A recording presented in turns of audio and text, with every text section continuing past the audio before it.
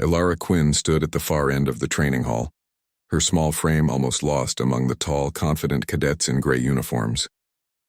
The Earth Defense Academy on Luna was the pride of humanity, the place where heroes were made. But to most of her classmates, she was only a mistake, someone who had slipped in through a technical error or sympathy. When she first arrived, everyone noticed how quiet she was. She didn't boast about her family or her planet. She came from Titan, one of the coal mining colonies that provided fuel for the fleet. Her father had died in a mining collapse, and her mother worked long hours maintaining oxygen systems. There were no medals in her family, no history of service. That alone was enough for the others to treat her like she didn't belong. In the cafeteria, the other cadets laughed when she spilled her tray. During drills, they whispered behind her back. "She'll never make it," someone said once. "She's just a quota number." Ilara never answered. She picked up her tray, cleaned the mess, and went back to her quarters quietly. But when the lights went out at night and the noise of the academy faded, Ilara stayed awake. Her small lamp glowed faintly as she studied tactical simulations on her tablet. She memorized every alien formation ever recorded. She reviewed failed battles and analyzed what went wrong. She learned how human commanders thought and where they often made mistakes. Every night she whispered to herself, "One day, they'll see me." In her third month, she joined a flight training exercise. The mission was simple: guide a squadron through an asteroid field and destroy a simulated enemy beacon. But things went wrong when her squadron leader panicked and crashed into debris. The others followed, losing control. Only Ilara stayed calm. She rerouted her thrusters, used debris shadows to mask her movement, and completed the mission alone. When the exercise ended, the instructor was shocked. "Who authorized your tactics?" he asked. "No one," Ilara replied. "I just saw an opening." Her results were logged, but no one praised her. Her squad leader told everyone she was lucky. Others called it a glitch. She smiled politely and said nothing. Time passed. Graduation was approaching, and rumors spread that she would be dismissed. But fate had other plans. Far beyond the academy, a real war was burning. The Karth Dominion, a massive alien empire known for its cruelty, had attacked the human colonies in the outer belt. The Galactic Council sent fleets, but the Karth technology was advanced and brutal. Entire human squadrons disappeared within hours. The war that had been distant suddenly reached the Academy's doorstep. One morning, alarms echoed through the dorm halls. Cadets were ordered to battle stations. The Invar outpost, a small human settlement near the asteroid belt, was under siege. The enemy had cut communication lines and several ships were trapped. Every available cadet was being assigned to reinforcement units. Ilara packed her few belongings silently. While others complained or boasted about their assignments, she felt a strange calm. Her hands shook slightly, but her heart was steady. On the transport shuttle, she was placed under Commander Varric, an officer known for his arrogance. He looked at her name tag and frowned. "You're the cadet from Titan, right? The one with the lucky score?" "Yes, sir," she said softly. "Stay out of the way," he ordered. "This is real war, not your simulations." When their ship reached Invar space, chaos greeted them. Human ships were scattered. Plasma fires filled the void, and enemy vessels swarmed the area like metallic predators. The communication grid was jammed. Commander Varric barked orders, but the crew was panicking. When a Karth warship's energy beam struck near their engine bay, the ship shook violently. Varric was thrown against a console, unconscious. For a few seconds, silence took over the bridge. The crew looked around in fear. No one knew what to do. Enemy boarding pods were already approaching, fast and deadly. Ilara's mind raced. Years of study, endless simulations, all the knowledge she had hidden inside her. This was the moment it was meant for. She stepped forward. "I can help," she said firmly. The officers hesitated. "You're a cadet," one said. "Then consider this a simulation," she replied, her voice calm but sharp. "Follow my lead or we all die." She rushed to the command console. Her fingers danced over the screen. She rerouted power from secondary weapons to the defensive grid. Then she commanded the drones to form a rotating shield ring around the ship, using their engines as moving decoys. When the Karth pods locked on, their scanners detected false signals and fired at empty space. Ilara used that moment to order the ship's gunners to target the enemy's propulsion arrays. The plasma rounds hit true. One alien ship burst into pieces. "Who authorized that?" Someone shouted. "I did," Ilara answered. Reload and repeat the pattern. Her calm tone carried across the bridge. One by one, officers began following her instructions. The ship moved in perfect rhythm. The drones shifted, the turrets fired, and for the first time since the siege began, the humans pushed back. On the external comms, the fleet captain demanded a report. "Who's controlling the Resolute's defense grid?" An officer, still shaking, replied, "Cadet Elara Quinn, sir." There was a pause. Then came the captain's reply, steady and impressed. "Tell her to keep going."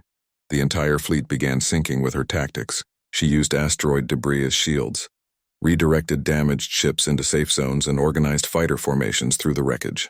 Her voice echoed through multiple channels, confident and sure. "Don't break formation. Target the flanks. Fire when I say." When the last enemy ship retreated, the silence that followed was deafening. Every crew member stared at Elara. Her face was pale, her hands trembling slightly, but her eyes were clear. She had done it. Commander Varric, now conscious, watched her quietly. He didn't say a word. Hours later, when the report was transmitted to High Command, her name was written under Acting Field Coordinator. It was the first time her name had ever been noticed outside the Academy. As the ship floated in the quiet aftermath of battle, Elara stood by the viewport. The stars seemed endless and calm now. She could still hear the sound of the alarms in her mind, the pulse of energy beams, the rush of decisions she had made in seconds. The chief engineer approached her. "Cadet Quinn," he said, his tone softer than before. "You saved us out there." She gave a small nod. "I just did what needed to be done." When the message from the fleet captain arrived, it was short but unforgettable. "Good work." "Cadet Quinn, the battlefield remembers the brave." Elara didn't smile. She simply looked out at the stars again and whispered, "Maybe now they'll stop laughing."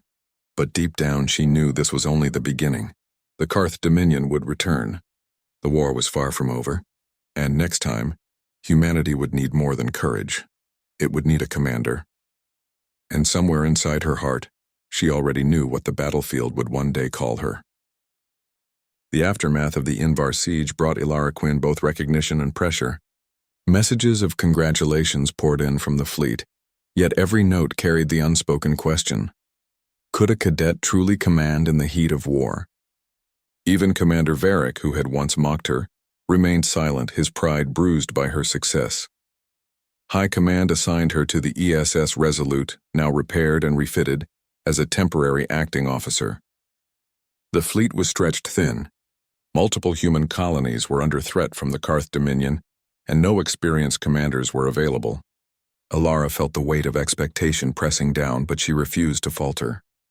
Years of preparation, years of being doubted, had built her for this moment. The next mission came faster than anyone anticipated. The Karth Dominion had gathered a massive fleet near the Outer Rim, aiming to cut off supply routes to Earth. Reports indicated that entire squadrons had been annihilated before reaching the battle zone. Human forces were losing hope. Elara studied the reports meticulously, tracing the patterns of Karth attacks. The aliens were organized, relentless, and unimaginably fast, but their movements were predictable if one understood the logic behind them. Each attack wave followed a precise sequence, leaving small intervals, barely seconds, between energy volleys. Humans had failed to exploit these gaps, but Elara saw opportunity. When the fleet gathered near the Stratus cluster, the outer defense line shimmered with the glow of damaged ships and debris. Admiral Kellen, one of the few senior officers left, approached her. "Cadet Quinn," he said cautiously, "the fleet is in chaos. You've already proven yourself, but this is unprecedented. Can you coordinate?" Elara met his gaze steadily. "Sir, I can lead the fleet through the attack pattern. If we move together and time our strikes, we can turn the battle in our favor." The Admiral studied her for a long moment before nodding.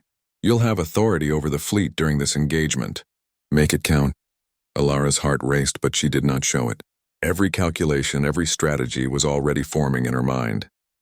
She accessed the fleet's sensors and communications network, creating a real-time map of Karth positions. The Resolute's AI integrated her commands, allowing human and automated ships to act as one. As the enemy fleet approached, the tension on the bridge was palpable. Veteran pilots who had fought countless battles looked at her with skepticism. Some muttered under their breath, "A cadet is telling us how to fight an alien empire." Elara ignored them. Focus on your targets, she said calmly. Trust your instincts and follow my lead. We strike on my command. The Karth dreadnoughts unleashed their first wave. Energy beams lanced across space, tearing through several ships instantly. Human vessels scattered in panic. Alara's voice rang out clear and steady. Form a staggered formation. Shift to the left flank, now. The fleet hesitated, but slowly obeyed.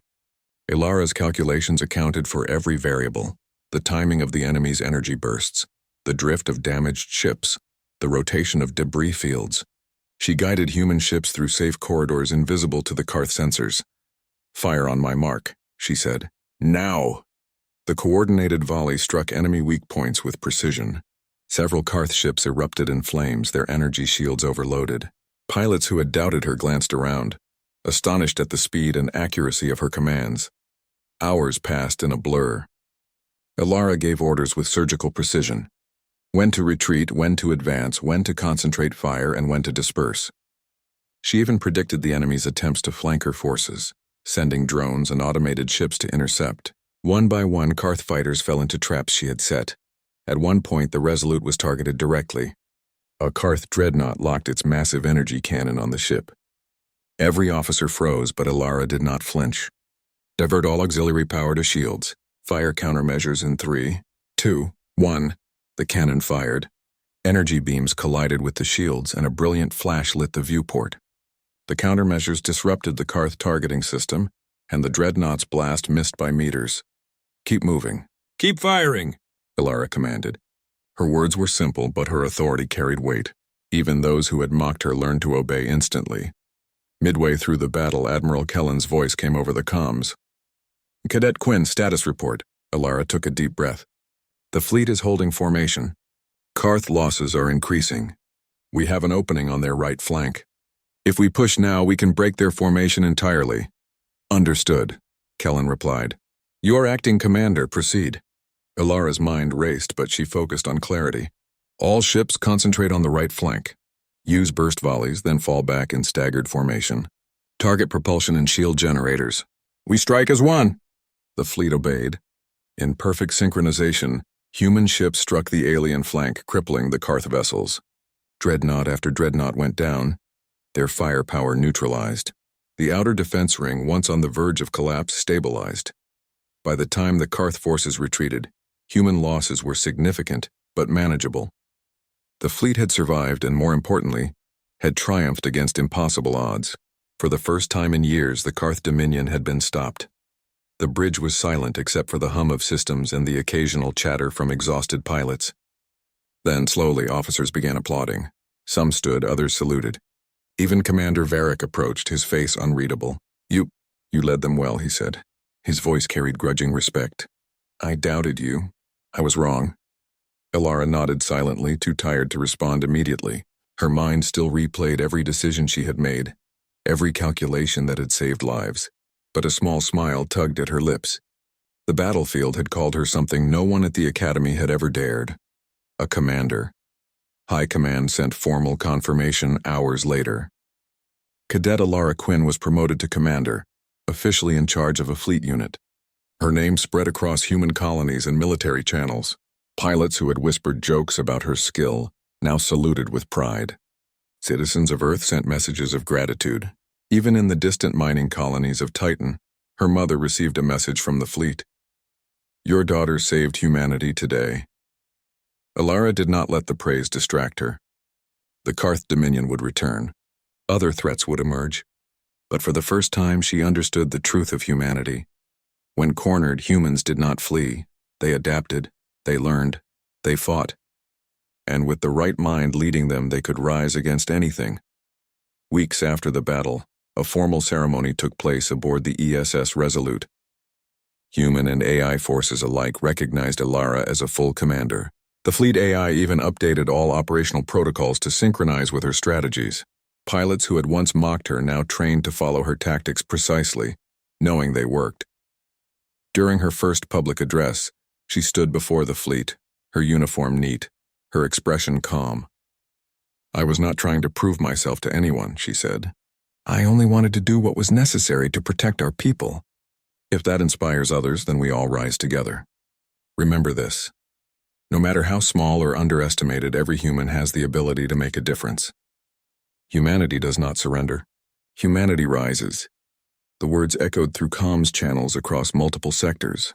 For the first time in the war, humans felt a sense of hope, a sense that even the impossible could be achieved. Later, as Ilara looked out at the stars, she thought about the cadets who had laughed at her, the officers who doubted her, and the countless others who believed she was too weak. The battlefield had not only called her a commander, it had shown the galaxy the strength of human spirit. And somewhere, far beyond human reach, the Karth Dominion took note. A new name entered their records: Commander Ilara Quinn. A human mind that could not be predicted, a human heart that could not be broken, and a human fleet that would not be defeated. Ilara quietly smiled to herself. She had been called a joke once. Now she was the hope of an entire species. The war was not over. But humanity had a commander, and Commander Quinn was ready.